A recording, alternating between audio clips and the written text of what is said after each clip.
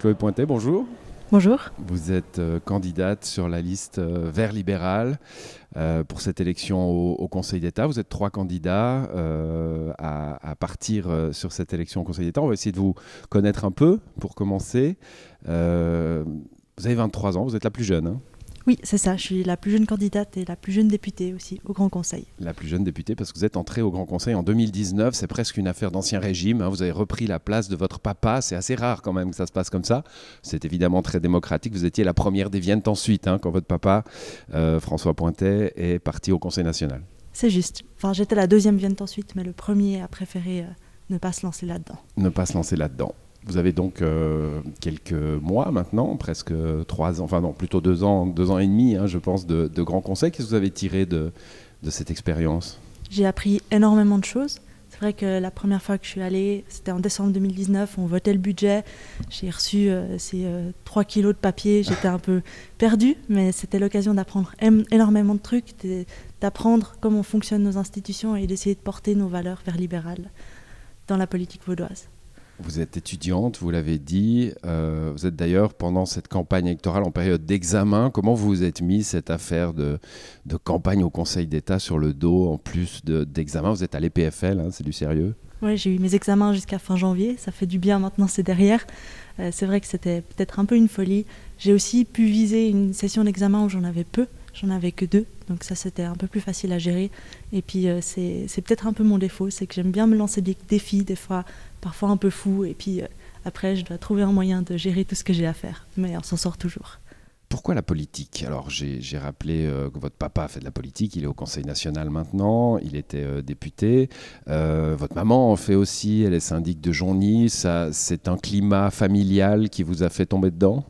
Je pense que la famille a beaucoup aidé. Je me suis assez jeune intéressée aux votations, à la politique, comment ça fonctionne. Ensuite, je suis rentrée dans un parti pour essayer d'en apprendre un peu plus. Et puis, je me suis retrouvée ensuite un peu prise dedans avec mon arrivée au Grand Conseil. Et c'est vrai que ça a toujours été intéressant pour moi. Et puis, je pense que c'est passé de intéressant à passionnant avec mon entrée au Grand Conseil. On a un vrai défi, hein, de faire entrer les gens plus jeunes dans la politique, les intéresser à ce phénomène-là. Ça se fait assez naturellement, mais peut-être un peu plus tard que pour vous. Qu'est-ce qu'il faudrait pour intéresser plus les gens de votre âge, ou peut-être un peu plus jeunes encore, à la politique? Je pense qu'il faut essayer de les encourager à voter en mettant en place des solutions comme EasyVote. C'est génial, ça permet de comprendre des problématiques qui sont des fois pas faciles à comprendre à notre âge. Et puis il faut aussi les accueillir au sein des partis et les encourager à se mettre sur les listes et leur laisser des places sur les listes. Parce que c'est vrai que si on regarde, j'ai la chance d'être dans un petit parti où on a besoin de gens sur les listes. Donc en général, quelqu'un qui veut être sur une liste le sera. Dans les grands partis, c'est un peu plus difficile. Donc je pense vraiment les encourager à se mettre sur les listes, leur laisser des places. Et c'est vrai que j'aimerais beaucoup que pendant ces élections, je perde ma place de Benjamin du Grand Conseil au bénéfice de quelqu'un de plus jeune que vous qui entre dans le Parlement cantonal. Vous êtes aussi candidate au Grand Conseil, hein, bien sûr, en plus de cette candidature au Conseil d'État. J'ai rappelé que vous étiez 3 à partir pour cette liste au Conseil d'État. Pour ce qui vous concerne, quelle a été votre réflexion? Qu'est-ce que vous vous êtes dit? C'est quelque chose qui va assurer, qui va m'aider à être réélu au Grand Conseil? C'est une occasion de porter la parole? Quelle a été votre réflexion? Il y a eu plusieurs raisons qui m'ont poussée à me porter candidate pour le Conseil d'État. Comme vous l'avez dit, essayer de porter aussi ma candidature au Grand Conseil de façon un peu plus forte, parce que c'est vrai que ça fait que 2 ans que je suis là, que je suis jeune et que ma réélection est quelque chose qui me tiendrait beaucoup à cœur. Donc je voulais essayer de porter ceci. Et aussi l'idée de faire venir les valeurs vert libérales dans le débat de façon un peu plus forte. Les élections au Conseil d'État, en général, c'est les grands partis, les places sont déjà presque jouées, ce qui est un peu dommage. Donc je pense qu'essayer d'apporter d'autres éléments dans le débat a été quelque chose de très important pour moi. Et puis bien sûr, une expérience, parce que j'ai peu d'expérience en campagne, donc celle-ci sera l'occasion d'en apprendre plus. Alors, on va revenir sur les grands partis et les grandes alliances, hein, et la place des Verts libéraux là au milieu. Mais avant, restons un peu sur la jeunesse.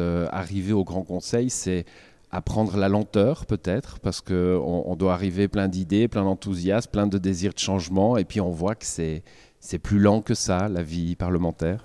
C'est vrai qu'il y a un peu de frustration en voyant la lenteur du fonctionnement de nos institutions. Mais finalement, il faut aussi se rappeler qu'une dictature, ça va très vite. une démocratie, pour pouvoir avoir l'avis de tout le monde ou d'un maximum de personnes, il faut prendre le temps.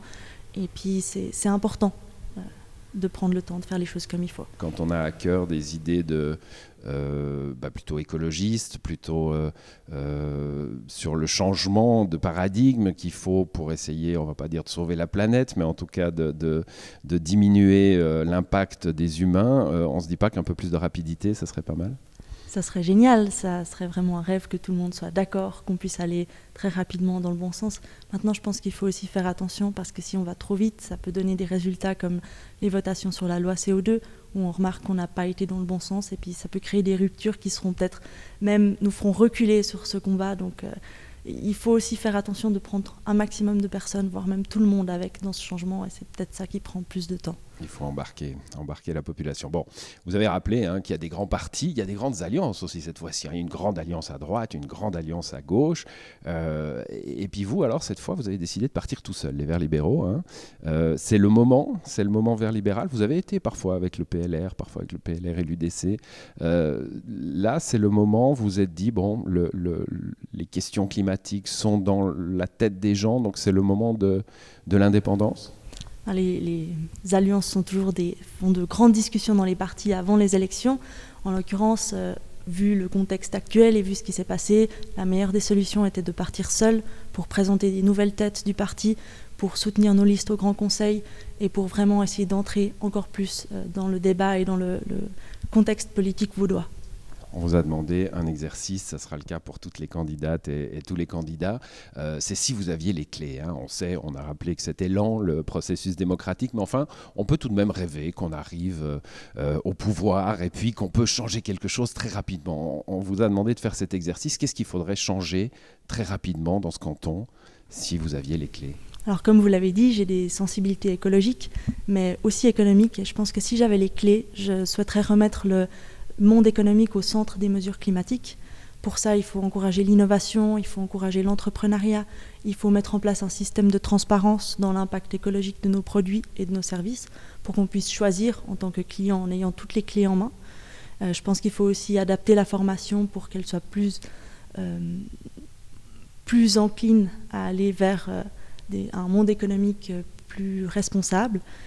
Parce que l'État, il ne va pas réussir à faire ça tout seul. Les défis qu'on a aujourd'hui sont énormes et il faut qu'il s'appuie sur la société civile et sur les entreprises du canton pour pouvoir, en responsabilisant chacun d'entre nous, amener des solutions qui soient respectueuses de notre environnement et puis de notre société. Comment on fait pour responsabiliser les entreprises ? Parce qu'on sait comment ça marche. Alors, il y a le capitalisme mondialisé, on ne peut peut-être pas dicter sa volonté à Monsanto ou à Glencore, mais ici aussi, on a des gens pour qui la production passe avant le respect de la nature, par exemple. Comment on fait pour sensibiliser sans contraindre ? Je pense qu'on peut mettre quelques règles du jeu. Par exemple, en utilisant la transparence, ça permet justement que chacun puisse choisir. Et puis je pense que si on connaissait tout ce qui était sous un produit, on arriverait à choisir en tant que client plus facilement et ça orienterait aussi le marché. Maintenant, c'est vrai que le pouvoir économique, c'est quelque chose de très complexe à changer. Ça prend du temps, malheureusement, mais c'est aussi quelque chose où chacun a son petit impact en étant consommateur, en étant quelqu'un qui souhaite apporter quelque chose de meilleur sur le marché ou en étant l'État, en encourageant peut-être les entreprises qui font un peu mieux d'une certaine façon. J'ai regardé le dernier texte que vous avez déposé au Grand Conseil. Alors, c'était avec les Verts libéraux. Vous n'êtes pas toute seule à le signer. C'est tout frais, ça date de la semaine dernière. Ça s'intitule « Il est temps que la chasse des espèces menacées, celles qui sont sur liste rouge, soit interdite ». Alors, on parle plutôt d'oiseaux, etc. Mais j'ai une question toute simple. Vous êtes conseillère d'État. Vous ordonnez le tir du loup. C'est une question compliquée. C'est là où les équilibres sont importants. En effet, qu'à répondre. Effectivement. Et c'est là où les équilibres sont importants. On a eu un impact sur notre écosystème qui est un peu mauvais. On a déséquilibré les règles du jeu de la nature en diminuant certains prédateurs, en prenant plus de place et en leur laissant à eux moins de place. Donc c'est une question très compliquée. Il faut qu'on apprenne à vivre avec le loup tout en lui montrant aussi que nous sommes là. Et je pense que dans le cas précis, certains loups devraient être tirés, peut-être juste pour lui rappeler qu'il y a une menace, tout en respectant le fait qu'il soit là et en s'adaptant, tout simplement. Vous mettez en avant dans votre programme la meilleure conciliation entre la vie professionnelle et la vie privée. Alors, la pandémie nous a offert un laboratoire intéressant, hein, c'est celui du télétravail. Est-ce qu'à votre avis, c'est une piste pour la mobilité, pour l'environnement, qu'il faut continuer à creuser, même hors situation de crise? Je pense que c'est une piste, mais qu'il faut creuser intelligemment. On ne peut pas passer à du 100% télétravail, mais déjà, si les personnes travaillent chez elles 1 ou 2 jours par semaine, au niveau de la mobilité, ça change énormément. Au niveau du temps en famille, ça peut changer aussi. Moi, j'habite loin de mon lieu d'études. Je perds 2h30 par jour dans les trajets lorsque je vais sur place. C'est vrai que c'est 2h30 qu'on peut retrouver chez soi. Donc je pense que c'est une piste, mais qu'il faut être prudent quand on la prend, parce qu'on voit aussi, c'était un laboratoire, on a pu voir aussi quels étaient les problèmes par rapport à ça. Les limites. Hein. Alors il y a le climat évidemment dans votre programme, Chloé Pointet. Alors comme tout le monde ou presque, vous dites efficience énergétique, développement des énergies renouvelables. La question elle est très simple, là encore une fois, hein, compliquée à répondre, je suis bien d'accord, mais contrainte, incitation, liberté de choix. Est-ce qu'on peut s'en sortir sans contraindre ? Je pense que suivant quoi, on va devoir finir par contraindre à un moment, mais j'ai de l'espoir qu'on puisse commencer par faire des mesures qui soient plus incitatives, qui soient plus en laissant le choix, parce que si on contraint tout de suite, les gens, on risque d'avoir une rupture et de revenir en arrière au bout d'un moment. Donc c'est important de commencer par les mesures qui sont motivantes, qui ne changent pas notre confort de vie, qui ne sont le moins possible contraignantes. Pour le bien du climat, par exemple? Les énergies renouvelables, c'est pas très contraignant, c'est motivant d'un point de vue technologique aussi. En tant que mathématicienne, c'est vrai que j'ai tendance à aimer le défi. Alors, je suis pas ingénieure, mais le chemin est des fois plus intéressant que le résultat. Donc ça, c'est motivant. On peut aussi, au niveau des habitations, au niveau énergétique, il y a beaucoup de progrès, l'efficience, il y a beaucoup de progrès qu'on peut faire qui n'ont aucun impact sur notre confort, à proprement parler.